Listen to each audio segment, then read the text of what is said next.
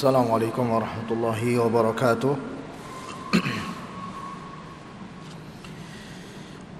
Alhamdulillah, wassalatu wassalamu ala rasulillah, wa la ilaha illallah wahdahu la syarika lah,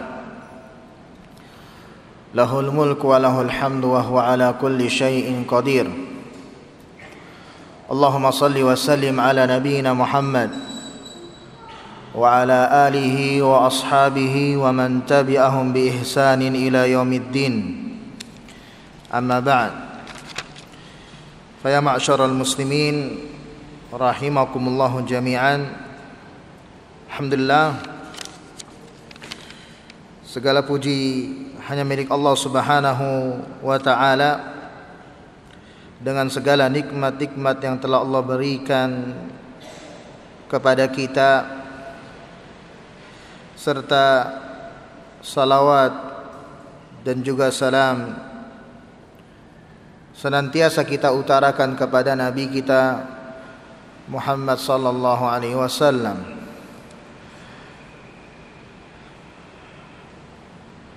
Ma'syarul muslimin rahimakumullah, pada kesempatan siang kali ini kita akan membahas tentang bab siwak, yang mana di pertemuan yang lalu kita telah membaca hadis ke-17. Namun kita akan membaca kembali sebagai mengingat tentang hadis ke-17 berkaitan dengan siwak, yang mana hadis ke-17 yang ini adalah tentang siwak. Hadis ini datangnya dari sahabat Abu Hurairah yang bunyinya, an Abi Hurairah radhiyallahu anhu anin Nabi sallallahu alaihi wasallam qala laula an ashqa ala ummati la amartuhum bis-siwaki inda kulli salatin. Kalau tidak karena memberatkan kepada umatku, tentu aku akan memerintahkan mereka, yaitu umatku, untuk bersiwak setiap kali hendak melakukan salat. Nah, ini menunjukkan bahwasannya begitu cintanya Nabi SAW kepada umatnya, sehingga Nabi tidak mau memberatkan umatnya dengan perkara siwak, dengan dalil Nabi tidak mau memberatkan umatnya, sehingga kalau diwajibkan, sehingga ini akan membuat umat Nabi SAW merasa berat dengan wajibnya bersiwak, sehingga siwak disyariatkan dan disunnahkan. Dan tentu tatkala Nabi cinta kepada kita, maka bentuk kita cinta kepada Nabi adalah mengikuti sunnah Nabi SAW. Di antaranya adalah tentang bersiwak, terutama tatkala hendak kita melakukan salat. Dan tentu masalah siwak, ma'syarul muslimin rahimakumullah, siwak yang disunnahkan adalah siwak sebagaimana yang ada pada masa Rasul, yaitu dengan akar atau dahan yang bisa dilakukan untuk bersiwak menggosok gigi, yang tentu yang masih basah yang lebih utama. Adapun dengan sikat gigi masa kini, maka itu tidak masuk ke dalam hal itu. Tapi kalau misalkan memang tidak memungkinkan karena bau mulut, mau ke masjid tidak ada siwak sehingga harus melakukan menghilangkan bau mulut dengan gosok gigi, dengan sikat gigi, yang pada saat ini maka para ulama mengatakan ya boleh, ya, maka jatuh kepada hukumnya hukum ya siwak, karena dia menghilangkan bau mulut untuk kemaslahatan dirinya dan juga orang lain tatkala melakukan ibadah salat. Tetapi yang paling mendekatkan adalah bersiwak dengan siwak sebagaimana Nabi SAW bersiwak dengan dahan atau akar pohon yang mana itu bisa untuk dilakukan untuk menggosok gigi. Kemudian ma'syarul muslimin, hadis berikutnya, hadis ke-18. Hadis ini datang dari sahabat Hudzaifah ibn al-Yaman. Beliau, sahabat Hudzaifah ibn al-Yaman, berkata, kana Rasulullah sallallahu alaihi wasallam idza qama minal laili yashushu fahu bis-siwak. Dari sahabat yang mulia yaitu Hudzaifah bin al-Yaman, semoga Allah Subhanahu wa taala meridhai beliau. Hudzaifah berkata, kana Rasulullah, bahwasanya Rasulullah sallallahu alaihi wasallam idza qama minal lail, jika beliau bangun dari sebagian waktu malam, yashushu fahu bis-siwak, beliau akan menggosok mulutnya bis-siwak, dengan siwak, yang maksudnya gigi-giginya dengan siwak, ya, agar menghilangkan bau mulut. Karena memang besar kemungkinan orang kalau tidur malam, tentu dengan tidur yang panjang, itu akan merubah bau mulutnya. Sehingga Nabi SAW tatkala bangun dari tidurnya, langsung Nabi SAW bersiwak. Ya, tentu bersiwak, ya, bukan dengan sikat gigi, ya. Dan kata muallif, beliau menjelaskan tentang hadis ini berkaitan dengan makna yashusu, ya. Ini dari kata fiil syasa yashusu, ya, dengan shin, ya, syasa, ya, shin kemudian sad, ya, syasa yashusu, itu artinya dallaka wa yudalliku, ghasala yaghsilu, itu menggosok dan membersihkan. Jadi tatkala dalam lafaz hadis ini Nabi SAW bersabda, idza qama minal lail yashusu fahu, berarti maknanya yashus, beliau membersihkan dan juga menggosok bisiwak, dengan siwak. Jadi benar-benar dibersihkan, ya, gigi-giginya, sehingga dengan hal itu bersih, ya, apa yang ada pada gigi, dan juga bersih apa yang keluar dari bau mulutnya. Dan ini tentu adalah bentuk kecintaan Nabi terhadap kebersihan. Dan juga kita sebagai umat Nabi alaihi salatu wassalam harus menjaga kebersihan. Ya, jangan sampai kita asal sholat wudu, tidak penting untuk memperhatikan masalah mulut, kemudian kita langsung sholat. Karena kita, ya, siapa? Kita mau sholat sunnah, sholat tahajud, qiyamul lail, tidak ada samping kanan kiri orang. Atau istri mungkin tidak ikut sholat, hanya dirinya untuk sholat, sehingga dia tidak memperhatikan masalah mulut. Maka tentu ini adalah termasuk kurang adab, ya, kurang dia menjaga adab, ya. Tatkala dia bertemu seseorang, dia perhatikan mazharnya, penampilannya. Tapi tatkala dia bertemu kepada Allah, menghadap Allah dengan melakukan salat, dia kurang memperhatikan penampilannya, terutama masalah bau mulutnya.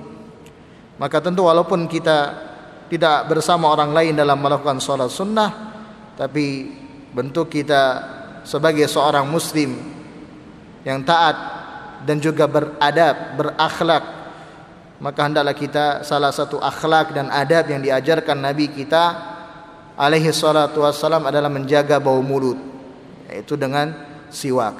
Ya, kalau tidak ada siwak, mendekatkan kepada sunnah adalah dengan pasta gigi atau dengan menggosok gigi dengan sikat gigi yang ma'ruf pada masa kini. Dan muallif rahimahullah menjelaskan pula dalam hadis ini, dalam hadis Hudzaifah bin al-Yaman, ya, berkaitan dengan Nabi sallallahu alaihi wasallam, beliau bangun tengah malam kemudian membersihkan dan menggosok gigi beliau dengan siwak. Kata muallif rahimahullah, Nabi SAW melakukan ini adalah pertama liyaqta'a ar-raihah, itu untuk menghilangkan bau mulut. Ini tujuan Nabi SAW bersiwak.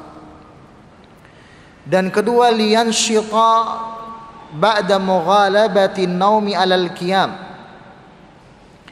agar menggugah semangat setelah terlelap dari tidur yang lumayan lama untuk melakukan qiyamul lail, salat malam. Karena kita terkadang tatkala bangun tengah malam itu ada prosesnya, ya, kena bangun tidak langsung serta-merta langsung bangkit dan langsung berwudu. Ya, maka salah satu untuk mempercepat proses untuk bisa melakukan wudu dan kemudian salat adalah dengan melakukan menggosok gigi, bersiwak. Itu adalah salah satu hal yang dilakukan Nabi alaihi salatu wassalam. Dan tentu ini adalah perbuatan yang sunnah, ya, tidak wajib. Ya, kalau misalkan kita tidak melakukannya maka tidak masalah. Tapi salah satu manfaatnya yang dilakukan Nabi alaihi salatu wassalam itu dengan siwak adalah untuk menggugah semangat untuk melakukan ketaatan kepada Allah Subhanahu wa taala. Dan kata beliau, yaitu kata muallif rahimahullah, li'anna min khasaisis siwak at-tanbih wa tansyid. Nah, ini hal yang harus kita catat. Kata muallif rahimahullah, termasuk keistimewaan dalam bersiwak adalah at-tanbih, yaitu mengingatkan, wat tansyid, dan juga menggugah semangat. Kenapa dikatakan mengingatkan? Karena tatkala kita bersiwak mengingatkan kita untuk melakukan ketaatan. Karena setiap kali sesuatu dimulai dengan siwak, pasti ada ketaatan yang akan kita lakukan, ya. Karena siwak yang dilakukan Nabi SAW adalah tatkala melakukan salat wajib, inda kulis salah, sebagaimana hadis ke-17, dan juga tatkala salat sunnah, ya. Dan juga tatkala melakukan segala amalan, entah baca Quran, entah berzikir. Beliau Nabi SAW bersiwak dahulu, kemudian melakukan ketaatan apa saja yang ingin dilakukan sesuai dengan tuntunan dalil terhadap amalan yang dilakukan. Maka ini adalah keistimewaan siwak. Maka tatkala kita bersiwak, kita harus menghadirkan dua keistimewaan ini, yaitu mengingat berkaitan perbuatan apa yang akan saya lakukan. Dan kemudian kedua adalah tansyid, tentu merasakan semangat. Kalau dua hal ini tidak kita dapati dalam diri kita, maka tentu ada masalah pada diri kita. Ya, kenapa tatkala saya bersiwak tapi saya tidak merasakan tergugah semangat? Mengapa tatkala saya bersiwak tapi tidak mengingatkan saya kepada ketaatan kepada Allah Subhanahu wa taala? Tentu obatnya adalah beristighfar. Tatkala tidak merasakan keistimewaan dalam bersiwak, maka obatnya hanyalah beristighfar kepada Allah Subhanahu wa taala agar dilembutkan hati kita, agar dihilangkan noda-noda hitam di dalam hati kita berkaitan dengan dosa-dosa yang banyak kita lakukan. Dan tatkala beliau menjelaskan hadis ini, beliau memberikan sebuah poin-poin penting, faidah-faidah penting yang menjadi kesimpulan dalam hadis ini. Jadi poin pertama atau faidah pertama dalam hadis Hudzaifah ibn al-Yaman berkaitan dengan siwak, ya, hadisnya berkaitan dengan Nabi sallallahu alaihi wasallam membersihkan dan menggosok mulut beliau, gigi beliau dengan siwak, yaitu faidah pertama adalah ta'akkudu masyru'iyatis siwak ba'da naumil lail, sebagai penegasan pensyariatan tentang siwak setelah tidur malam. Jadi tatkala kita bangun dari malam, tidur malam, maka sangat disyariatkan, sangat dianjurkan. Pensyariatan ini berkaitan dengan kita bersiwak. Berarti hukumnya sangat tegas, benar-benar ditegaskan. Dan setiap hadis, ini ada 4 hadis berkaitan dengan siwak di dalam kitab ini. Yang mana hadis pertama itu penegasannya sangat kuat. Laula an asyqa ala ummati la amartuhum bisiwak. Kalau bukan karena takut memberatkan kepada umatku, maka aku akan memerintahkan kepada umatku untuk bersiwak. Ini sebuah penegasan yang begitu tegas, sunnahnya hampir ke derajat wajib. Dan kemudian di dalam hadis ke-18 ini pula penegasan, karena Nabi SAW idza qama, berarti setiap kali Nabi bangun dari malam, pasti Nabi SAW membersihkan giginya, mulutnya, menggosok giginya dengan siwak. Ini menunjukkan penegasan tentang pensyariatan siwak, terutama tatkala bangun malam. Jadi ada 2 hal, tatkala hendak sholat, kemudian hal kedua dalam hadis ini tatkala bangun dari malam. Kenapa kok dikatakan penegasan pensyariatan ini? Ada alasannya, kata muallif rahimahullah, wa illatuhu anna an-nauma muqtadin li taghayyuri raihatil fammi. Karena alasannya adalah an-naum, tidur, muqtadin, mengharuskan. Tatkala kita tidur malam itu pasti mengharuskan li taghayyuri raihatil fam, mengharuskan ada perubahan bau mulut. Tidak mungkin tatkala kita tidur malam tidak mungkin tidak ada bau mulutnya. Itu pasti, karena orang tidur malam pasti tatkala bangun mulutnya itu tidak sedap. Maka itulah sebabnya penegasan ini sangat-sangat ditegaskan oleh Nabi alaihi salatu wassalam. Was-siwak huwa alatun tanzifiyah. Dan siwak adalah alat untuk membersihkannya, membersihkan, menghilangkan bau mulut. Walihada fa innahu yusannu inda kulli taghayyurin. Jadi penegasan pensyariatan siwak itu ditegaskan pensyariatannya tatkala setiap kali ada perubahan bau mulut. Maka tatkala ada perubahan bau mulut langsung kita bersiwak.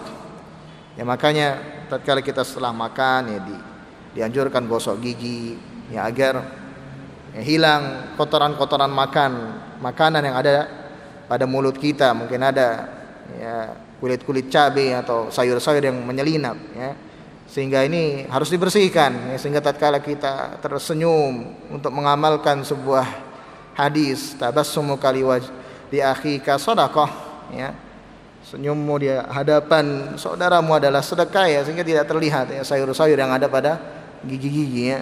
Maka hal ini harus kita jaga.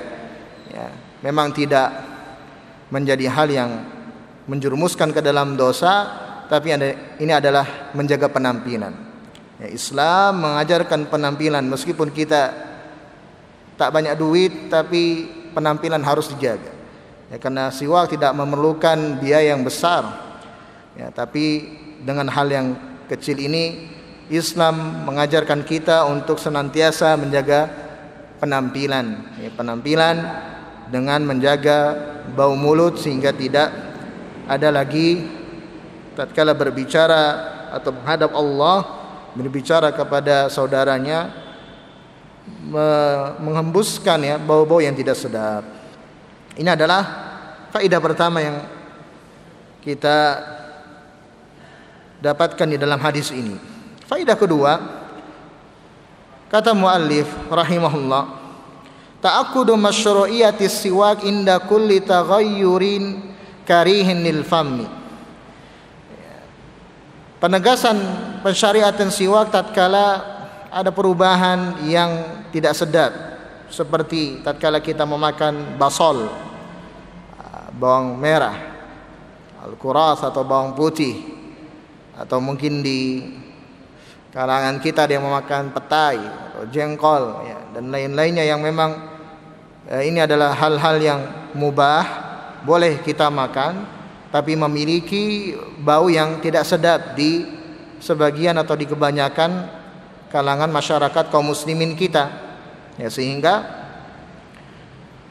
pensyariatannya bukan hanya tatkala bangun tidur, tapi tatkala segala bentuk perubahan yang tidak sedap dari mulut, berupa dari makanan-makanan yang memang makanan tersebut menimbulkan perubahan terhadap bau mulut, maka itu pun masuk ke dalam pensyariatan siwak ya. Tatkala kita bersiwak ya, atau tidak menemukan siwak, yaitu menggosok gigi dengan meniatkan menjaga bau mulut, maka kata muallif masuk ke dalam berkaitan dengan siwak.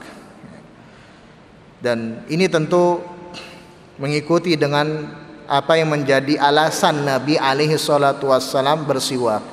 Karena alasan Nabi sallallahu alaihi wasallam bersiwak tatkala bangun malam adalah menghilangkan bau mulut yang tidak sedap ya, maka tatkala kita menggunakan sikat gigi dan pasta gigi, maka kita niatkan dengan mengikuti Nabi SAW untuk menjaga bau mulut, maka insya Allah akan mendapatkan ganjaran sunnah berkaitan dengan bersiwak.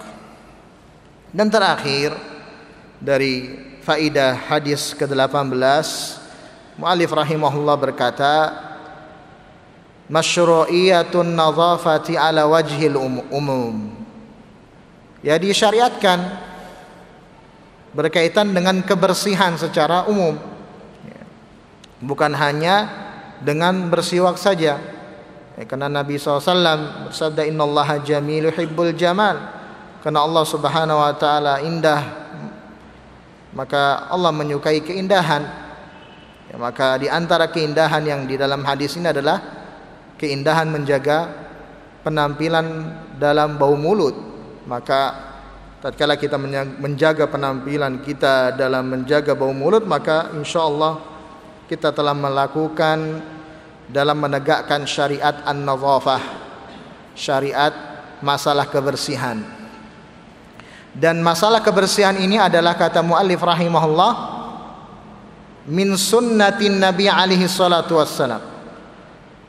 Kebersihan merupakan ajaran Nabi alaihi salatu wassalam, sunnahnya Nabi, tariqatun Nabi. Ini ajaran Nabi ya. Jadi bukan ajaran-ajaran yang kita ambil dari orang-orang yang tidak mengikuti perintah Allah, dari kalangan orang-orang Nasara atau dari kalangan orang-orang Yahudi dan seterusnya. Dan Islam, agama kita yang kita anut, yang kita yakini, sangat-sangat menjaga kebersihan. Sampai masalah buang hajat diajarkan, sampai masalah menjaga bau mulut pun diajarkan melalui hadis ini. Dan sampai berkaitan dengan bertato yang kata orang-orang ini adalah seni pun dijaga sama Islam, bahwasanya itu bukan keindahan. Dan kebersihan yang diajarkan Islam dari berbagai hadis, di antaranya adalah tentang siwak. Minal adabis samiyah, adalah kebersihan yang masuk ke dalam kategori adab-adab yang samiyah, yang sangat mulia, yang sangat tinggi derajatnya. Jadi tingkat tertinggi dalam kebersihan adalah menjaga bau mulut di antaranya. Dan ini adalah siwak. Dan para ulama mengatakan boleh kita dengan sikat gigi, tapi lebih mendekatkan kepada sunnah Nabi alaihi salatu wassalam adalah bersiwak. Ini adalah 3 poin penting yang dapat kita ambil pelajarannya dalam hadis Hudzaifah ibn al-Yaman. Kemudian, ma'syaral muslimin rahimakumullah, hadis berikutnya, hadis ke-19, hadis yang lumayan panjang, tidak sepanjang yang atau tidak seringkas yang sebelumnya, yaitu ke-17 dan 18. Ini hadis menjelang wafatnya Nabi alaihi salatu wassalam, dan di sana ada siwak. Mari kita dengarkan bagaimana hadis ini yang datangnya dari istri Nabi, ummahatul mu'minin, ibunya kaum muslimin, an Aisyah radhiyallahu anha, dari Aisyah, semoga Allah subhanahu wa ta'ala meridainya. Qalat, Aisyah berkata, ibunda kita berkata, dakhala Abdurrahman ibn Abi Bakrin as-Siddiq radhiyallahu anhuma. Ibunda kita Aisyah radhiyallahu anha berkata, Abdurrahman ibn Abi Bakar, itu saudaranya Aisyah. Abdurrahman ibn Abi Bakar, semoga Allah subhanahu wa ta'ala meridai keduanya, dakhala ala Nabi, beliau masuk ke tempat Nabi alaihi salatu wassalam. Ini ke rumahnya Nabi alaihi salatu wassalam, itu rumahnya Aisyah. Wa ana musnidatuhu ila sadri, dan Nabi alaihi salatu wassalam saat itu bersandar ke dadaku, yaitu ke dadanya Aisyah. Yaitu ke dada, maksudnya di bagian atas tenggorokan, dari bagian atas tenggorokan hingga ke bawah. Disitulah Nabi SAW bersandar. Yang dimaksudkan dengan bersandar ke dadaku itu dari bagian atas tenggorokan Aisyah hingga ke bawah. Nabi SAW bersandar. Kenapa Nabi SAW bersandar? Karena Nabi SAW sakit dan mau mendekati sakaratul mautnya. Dan kemudian Aisyah menceritakan, wa ma Abdurrahman siwakun ratbun yastannu bihi, dan bersama Abdurrahman ada siwak ratbun, siwak yang masih basah. Ya, karena siwak dahannya itu ada yang masih basah, ada yang sudah kering. Ya, tapi memang yang buat menggosoknya itu adalah serabut-serabutnya itu, maka ya, digigit dulu mendapatkan serabutnya, ya, digigit-gigit sehingga serabutnya itu yang digunakan untuk menggosok. Ya. Nah, dahan yang dibawa oleh Abdurrahman, ya, ini masih basah, ya, dan beliau memakainya bersiwak. Fa'abaddahu Rasulullah sallallahu alaihi wasallam basarahu. Ya, tatkala melihat siwak yang dibawa Abdurrahman, berarti siwak itu sudah dipakai, ya, karena dipakai untuk bersiwak oleh Abdurrahman. Tapi Nabi SAW abaddahu Rasulullah sallallahu alaihi wasallam basarah. Nabi SAW terus menerus melihat dengan matanya ke siwaknya Abdurrahman, karragibi fi, melihatnya seperti orang yang ingin sesuatu. Ya, tatkala kita menginginkan sesuatu hal, suatu barang, pasti kita akan melihat terus. Ya. Atau anak kecil tatkala menginginkan makanan atau mainan yang dia inginkan, maka dia akan melihat terus, menunjukkan dia ingin sesuatu tersebut. Maka seperti itulah Nabi SAW melihat siwak yang ada pada Abdurrahman ibn Abi Bakar as-Siddiq. Maka Aisyah, ibunda kita, adalah orang yang cerdas. Dengan isyarat yang dilakukan Nabi SAW, beliau melihat terus menerus kepada siwaknya Abdurrahman, bila mengetahui bahwasannya Nabi menginginkan siwak. Fa'akhadtu siwaka faqadibtuhu, maka aku mengambil siwak yang ada pada Abdurrahman. Faqadibtuhu, kemudian aku memotongnya dengan giginya Aisyah. Ya, karena bukan hal ini menghindarkan Islam dari hal yang jorok. Ya, bukan artinya kita siwak yang sudah jorok, sudah kotor dipakai orang kemudian kita ambil dengan hal yang serabut yang sama, tidak, tapi kita potong serabut yang telah dipakai, kita ambil lagi, kita bikin lagi, ya, dengan serabut yang masih baru.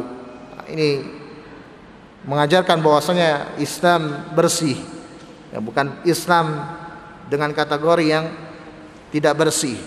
Kemudian saking bersihnya Islam, Aisyah melakukan apa? Wa tayyabtuhu, dan aku membuatnya bagus. Dipotong sama Aisyah, digigit-gigit sama Aisyah. Dari hal ini menunjukkan bagaimana romantisnya rumah tangga Nabi alaihi salatu wassalam.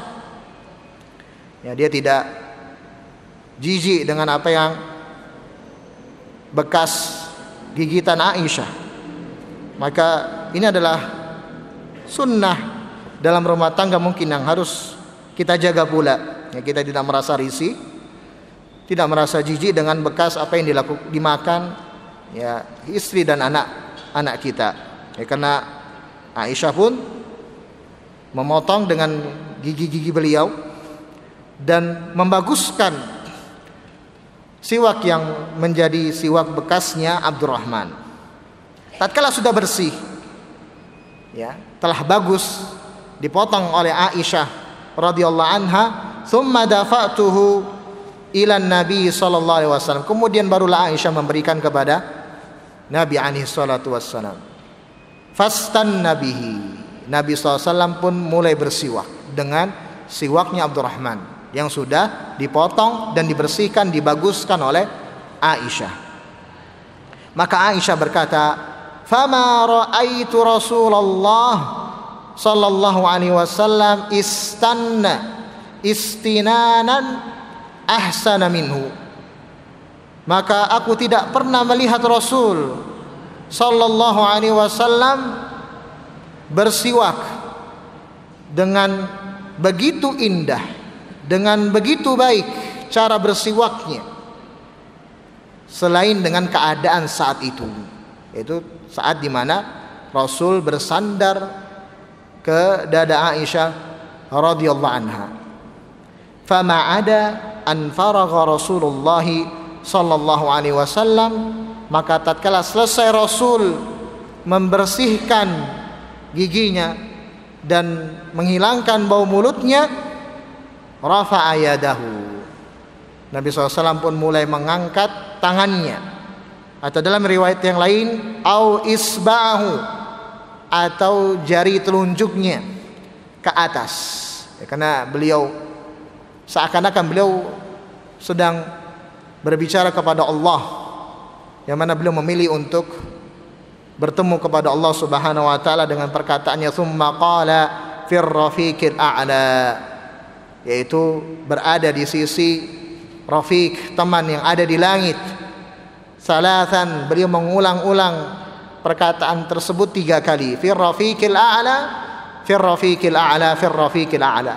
Ya, karena Nabi SAW ditawarkan oleh Allah, mau bersamaku atau mau dipanjangkan umurnya dengan kekayaan-kekayaan yang ada. Maka Nabi SAW memilih untuk bertemu kepada Allah Subhanahu wa taala. Maksud dengan Rafiqil A'la itu Allah, di sisi Allah, yaitu bersama para nabi-nabi dan bersama para orang-orang salih dan bersama para syuhada, orang-orang yang mati syahid. Dan inilah yang dimaksud dengan Rafiqil A'la, yang menunjukkan bahwasannya Rasul memilih untuk berada di sisi Allah Subhanahu wa taala. Tsumma qada ali, tatkala Nabi mengulang itu 3 kali, fir rafiqil a'la, fir rafiqil a'la, fir rafiqil a'la, kemudian Aisyah berkata beliau wafat. Wa kanat taqul, dan tatkala Nabi alaihi salatu wassalam wafat, Aisyah berkata, mata Rasulullah baina hakinati wa dhakinati. Rasul sallallahu alaihi wasallam wafat di antara tulang selangkaku dan juga di antara dhakinati, di antara tenggorokanku. Itu dibawa paha beliau, yaitu Nabi SAW wafat, kepalanya bersandar di atas tenggorokan Aisyah, yaitu pada dada Nabi SAW, dan sebagian badannya ada di paha Aisyah radhiyallahu taala anha. Ini menunjukkan betapa bangganya Aisyah, seorang istri yang menemani suaminya hingga akhir hayatnya, berada di atas mengesahkan Allah Subhanahu wa ta'ala. Tentu Nabi adalah seorang utusan, tapi apa yang menjadi peristiwa wafatnya Nabi SAW berada di pelukan Ibunda Aisyah, ini adalah suatu kebanggaan yang menjadi haknya Aisyah untuk berbangga terhadap hal ini, karena wafatnya utusan Allah Subhanahu wa ta'ala berada di pelukan Aisyah radhiyallahu taala anha. Maka tentu ini adalah hal yang menjadi keberkahan yang Allah berikan kepada Ibunda Aisyah radhiyallahu taala anha. Dan kemudian fi lafdhin, ada dalam lafaz Imam Bukhari berkaitan dengan peristiwa wafatnya Nabi sallallahu alaihi wasallam tatkala bersiwak. Kata Imam Bukhari, fara'aituhu yanzuru ilaih. Dalam riwayat Imam Bukhari itu Aisyah berkata, fara'aituhu, aku melihat Nabi sallallahu alaihi wasallam yanzuru ilaihi, melihat kepada Abdurrahman. Ya. Kalau di riwayat Imam Muslim dengan apa yang tadi kita dengar, ya wa ma Abdurrahman siwak radbun fa'amaddahu Rasulullah SAW basarahu. Adapun dari Imam Bukhari, fara'aituhu yanzur ilai. Lafaz berbeda tapi maknanya sama. Tidak masalah, dan ini juga dari jalan yang benar. Itu para perawi-perawi yang sahih, yang thiqah semuanya. Yang mana beliau melihat, yaitu Aisyah melihat, Rasul melihat kepada siwaknya Abdurrahman, wa araftu, dan Aisyah memahami. Nah, ini begitu kesetiaan Aisyah memahami apa yang menjadi isyaratnya Nabi alaihi salatu wassalam. Ya, tatkala seorang istri benar-benar memahami gelagat suaminya, ini menunjukkan istrinya begitu cinta kepada suaminya. Ya, tapi tatkala seorang istri tidak memahami gelagat suaminya, maka ini bahaya, ya. Menunjukkan bahwasanya mungkin setengah-setengah cintanya kepada suami atau bahkan tidak mencintai suaminya. Maka ini rumah tangga yang menjadi panutan kaum muslimin. Gelagat apa yang menjadi gelagat suami istri itu dipahami oleh pasangannya. Yang mana di sini Aisyah radhiyallahu taala anha memahami apa yang menjadi gelagatnya Rasul. Rasul melihat kepada siwak, beliau memahami bahwasanya Nabi sallallahu alaihi wasallam annahu yuhibbus siwak. Nabi itu menyukai siwak. Fakultu, maka Aisyah berkata kepada Rasul, akhudhuhu lak, apakah aku perlu mengambil siwak Abdurrahman untukmu, wahai Rasul sallallahu alaihi wasallam? Fa asyara ar-Rasul bi ra'sih.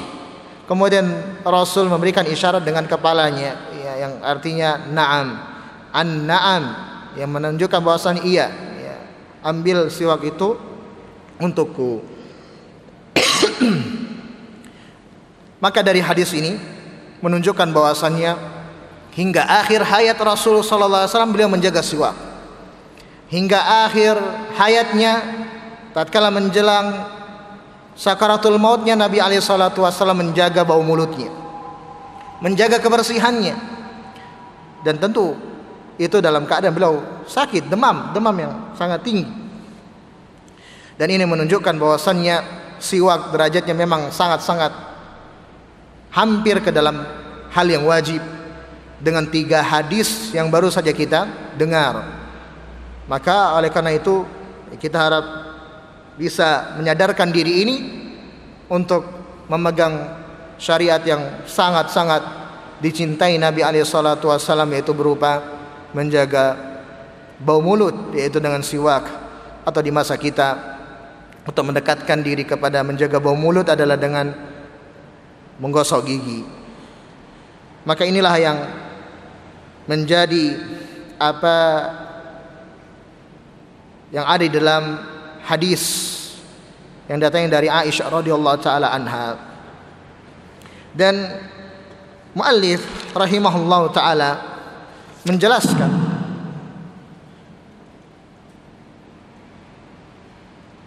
tentang hadis ini, yang mana kata muallif rahimahullahu taala, dari hadis ini menunjukkan bahwasannya Aisyah menceritakan kepada kita tentang ilmu kebersihan, ilmu rumah tangga, melalui dengan sebuah kisah datangnya masuknya saudaranya Abdurrahman ibn Abi Bakar As-Siddiq radhiyallahu anhuma. Yang itu datangnya Abdurrahman, yang perlu kita pahami, Abdurrahman dengan siwaknya peristiwa ini di saat Nabi SAW fi halin naz'i, saat dekat sakaratul maut, wa ma'ahu siwak ratbun, bersama Abdurrahman siwak yang masih basah. Ini menunjukkan, kata muallif, siwak yang sangat ditekankan pada siwak yang basah. Kalau kita tidak menjumpai maka tidak masalah siwak yang kering, karena ilahnya yang harus kita tanamkan dalam benak kita. Alasan bersiwak tujuannya adalah untuk menghilangkan bau mulut. Adapun keistimewaan siwak adalah untuk mengingatkan kita kepada ketaatan, dan kedua untuk menggugah semangat dalam menjalankan segala aktivitas. Ini adalah alasan dibalik semua itu, ya. Cuman berkaitan dengan masalah siwak yang basah adalah yang paling afdol, yang paling utama dari varian-varian siwak itu yang basah. Tapi kalau tidak jumpa yang basah, yang kering pun tidak masalah, karena alasan dari disyariatkannya adalah untuk menghilangkan bau mulut. Dan kata mu'allif pula, lam yusghilhu Nabi alaihi salatu wassalam anhu ma huwa fihi minal maradi wan naz'i. Dan dari hadis ini pula yang begitu sangat memberikan ketakjuban bagi kita adalah Nabi SAW tidak pernah lupa dengan siwak, yang mana Nabi SAW dalam keadaan sakit dan dalam keadaan dekat sakaratul mautnya, tapi Nabi SAW tidak pernah lupa terhadap siwak. Kenapa? Min mahabbatihi lahu. Ini termasuk kecintaan Nabi terhadap siwak. Tentu tatkala kita mengakui cinta Nabi dan kita berada di manhaj as-salaf ahli sunnah, maka kita mengikuti apa yang menjadi kecintaannya kedua kita, panutan kita, itu Nabi alaihi salatu wassalam. Yang mana di luar sana mereka sangat giat mencintai Nabi dengan melakukan salawat-salawat, maka kita di antara kecintaan kita kepada Nabi selain bersalawat sesuai dengan aturan syariat, maka di antaranya adalah kita bersiwak. Dan di dalam hadis ini pula, kata muallif, menunjukkan kecerdasan Aisyah, yang mana tatkala Nabi SAW memandang terus menerus siwak yang ada pada Abdurrahman, Aisyah fahimat, Aisyah memahami apa yang dikehendaki Nabi SAW. Maka ini menunjukkan kecerdasan yang dimiliki oleh Aisyah ibunda kita radhiyallahu taala anha. Maka beliau pun mengambil siwak dan memotong kepala siwak, ya, kepalanya yang digunakan oleh Abdurrahman dipotong yang sudah terpakai. Wa naqadat lahu ra'san jadidan, dan beliau pun menggigit, ya, dengan membuat kepala yang baru untuk Nabi alaihi salatu wassalam, dan tidak lupa Aisyah membersihkannya. Tsumma nawalathu Nabiyya alaihi salatu wassalam, kemudian Aisyah memberikan kepada Nabi alaihi salatu wassalam, fastaka bihi. Di akhir hayat Nabi SAW, Nabi SAW bersiwak dengan yang dilayani oleh istrinya, yaitu ibunda kita Aisyah ummahatul mukminin radhiyallahu taala anha. Dan hal yang begitu menakjubkan menunjukkan bagaimana Rasul sangat-sangat mentadabburi, sangat-sangat khusyuk dalam melakukan ibadah, terutama tatkala mendekati ajalnya beliau. Dengan apa yang disampaikan dan diceritakan oleh Aisyah, tidaklah Aisyah melihat Nabi SAW bersiwak dengan cara yang paling bagus, melainkan cara yang pada saat Nabi SAW mendekati sakaratul mautnya. Dan Nabi SAW pun tetap bersiwak, menjaga kebersihannya. Tatkala sudah bersih, beliau pun langsung mengangkat tangannya dan mentauhidkan, mengesahkan Allah Subhanahu wa taala. Dan beliau pun wafat, dan ini menjadi kebanggaan Aisyah radhiyallahu taala anha, kebanggaan yang merupakan hak Aisyah, yang mana Nabi sallallahu alaihi wasallam wafat, kepala Nabi berada di dadanya Aisyah. Ini menunjukkan keistimewaan Aisyah radhiyallahu taala anha. Inilah makna hadis dari hadis ke-19, dan 3 hadis yang kita sampaikan sangat tegas tentang pensyariatan siwak. Dan sebagai penutup, maka di sini muallim memberikan faidah dari hadis ke-19.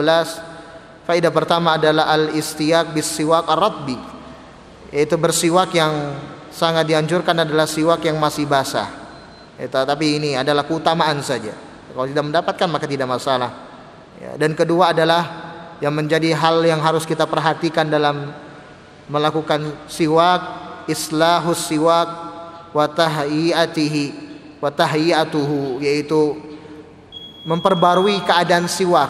Jangan eman-eman siwak sudah kalau sudah tidak layak lagi, potong saja, kemudian bikin yang baru dan dibaguskan Jadi diperhatikan juga bentuk siwaknya, jadi jangan seperti mana sikat gigi sudah bulu-bulunya sudah amburadul masih dipakai karena mungkin eman-eman uangnya atau eman-eman yang lainnya, tapi tentu ini tidak sesuai dengan landasan Islam. Tetap kita menjaga keadaan siwak kita, keadaan gosok gigi kita Dan faedah ketiga adalah al-istiyaq bis-siwakil ghair ba'da tathhirihi wa tanzifihi. Bersiwak dengan siwak orang lain itu boleh, tapi setelah dibersihkan dan dibersihkan. Dibersihkan, disucikan, maksudnya dihilangkan apa yang menjadi bekasnya, karena itu dari mulutnya, kemudian dibikin yang baru lagi, tapi tetap dengan batang yang sama. Maka itulah cara bersiwak dengan menggunakan siwak orang lain, bukan menggunakan bekasnya. Atau lagi mungkin mencari berkah. Ini menunjukkan bahwasannya tidak benar. Apalagi cari keberkahan dengan katakan dia adalah seorang alim, guru besar. Ini Nabi kita, seorang utusan Allah Subhanahu wa taala, mengajarkan kita tidak menggunakan bekas orang lain. Ini menunjukkan bahwasannya kita memperhatikan kebersihan dan juga tidak dibodoh-bodohi orang dengan cara mengalap berkah. Dan faedah keempat adalah al-amalu bima yufham minal isyara wad dilalah, yaitu kita bertindak berdasarkan isyarat dan petunjuk yang dipahami, sebagaimana Aisyah memahami apa yang diinginkan Rasul dengan melihat terus siwak Abdurrahman. Maka dari hal itu kita memetik sebuah pelajaran, maka kita melakukan tindakan adalah sesuai dengan isyarat, sesuai dengan dalil yang dipahami. Kalau tidak dipahami sudah jangan dilakukan. Itulah orang yang cerdas. Tatkala dia memahami bahwasanya tindakannya ini sesuai dengan isyarat, yaitu Al-Quran dan Sunnah, dan dalil Al-Quran dan Sunnah, maka kita lakukan. Tapi tatkala itu tidak sesuai maka jangan dilakukan. Ini menunjukkan Aisyah, karena suami istri memahami satu dengan yang lainnya, memahami apa yang diinginkan Rasul sesuai dengan landasan dalil, yaitu dalil sebuah petunjuk mata Nabi SAW melihat kepada siwak. Dan terakhir berkaitan dengan Rafiqul A'la, yang dimaksud dengan teman yang ada di atas langit, ini adalah orang-orang yang masuk ke dalam isyarat pada surat An-Nisa, yang mana Allah Subhanahu wa taala berfirman, alladzina an'amallahu 'alaihim minan nabiyyin wasiddiqin wasyuhada'i wassalihin. Maka itulah yang dimaksud dengan Rafiq al-A'la, yang di sisi Allah adalah para nabi-nabi, para siddiqin, itu orang-orang yang siddiq, orang-orang yang jujur, wasyuhada, dan orang-orang yang mati syahid, wassalihin, dan orang-orang salih itu yang berada di sisi Allah. Semoga kita berada di sisi Allah Subhanahu wa taala bersama para nabi, orang-orang siddiq, dan para syuhada dan para salihin. Maka kita tutup pertemuan kali ini dengan membaca doa kafaratul majlis. Subhanakallahumma bihamdika asyhadu an la ilaha illa anta astaghfiruka wa atubu ilaik. Assalamualaikum warahmatullahi wabarakatuh.